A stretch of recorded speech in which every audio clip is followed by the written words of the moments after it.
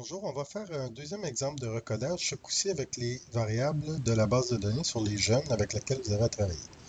Supposons qu'on s'intéresse aux deux variables suivantes. Ici, j'ai l'âge du sujet et, disons, son type de famille. Donc, famille, parents, famille, structure. Je pourrais être intéressé à considérer seulement deux groupes, les plus jeunes et les plus vieux. Et ici, les enfants qui vivent dans une famille intacte versus ceux qui vivent dans une famille séparée, divorcée, reconstituée. Donc, la procédure, on l'a vu, c'est la procédure ici, transformer, création de variables. C'est ça qui est un recode et non pas recoder. C'est la création de variables. Si je prends la première qui est l'âge du sujet, qui est ici la variable âge groupe, on avait les moins que 12 ans, les 12 à 15, les 16 à 18 et les plus que 18. Moi, je pourrais décider de m'intéresser seulement à certains groupes. Je dois d'abord donner un nouveau nom, âge 2, les anciennes et les nouvelles valeurs. Moi, j'aime pas tellement avoir les très jeunes et les très vieux, donc ce qui m'intéresserait, ce serait les 12 à 15 et les 16 à 18. Donc, si je veux faire ça, les 12 à 15, qui sont les cotés 1 ici, deviennent des 0. Donc, ce sera mes jeunes, j'ajoute, et mes 16 à 18, mes 2 deviennent des 1. Si je ne fais que ça, les moins que 12 et les 18 et plus seront tout simplement dans les valeurs manquantes.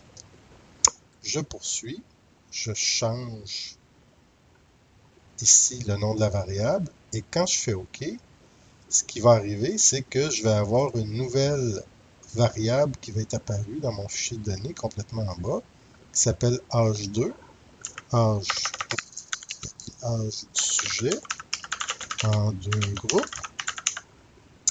Et ce qui est important, c'est de mettre les value labels.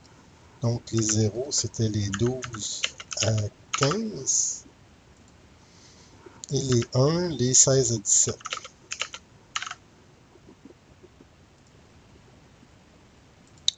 Si maintenant je fais une fréquence de cette nouvelle variable-là, qui est complètement en bas, parce que c'est une nouvelle variable que j'ai créée, je vais voir que j'ai à ce moment-là des 0 et des 1, des 12 à 15, des 16 à 17. Je viens donc de dichotomiser la variable et il y a 747 valeurs manquantes.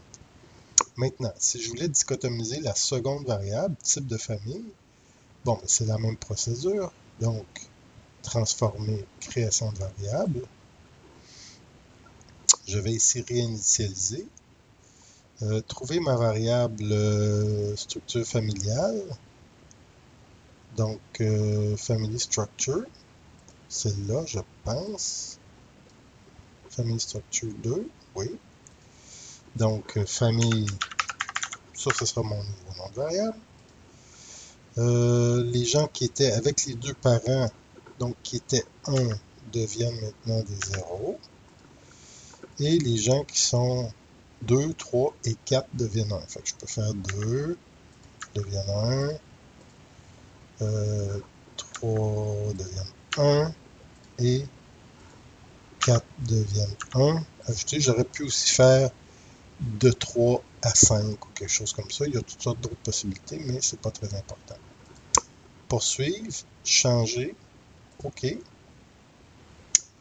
Je retourne dans ma base de données. J'ai maintenant une nouvelle variable à la fin, donc type de famille. On peut l'appeler ici les 0, c'est les biparentales, famille.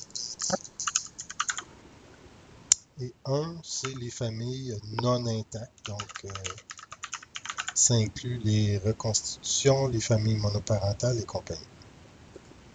Si je fais une fréquence à ce moment-ci de cette toute nouvelle variable, j'aurai maintenant l'information regroupée en intact et non intact. Merci.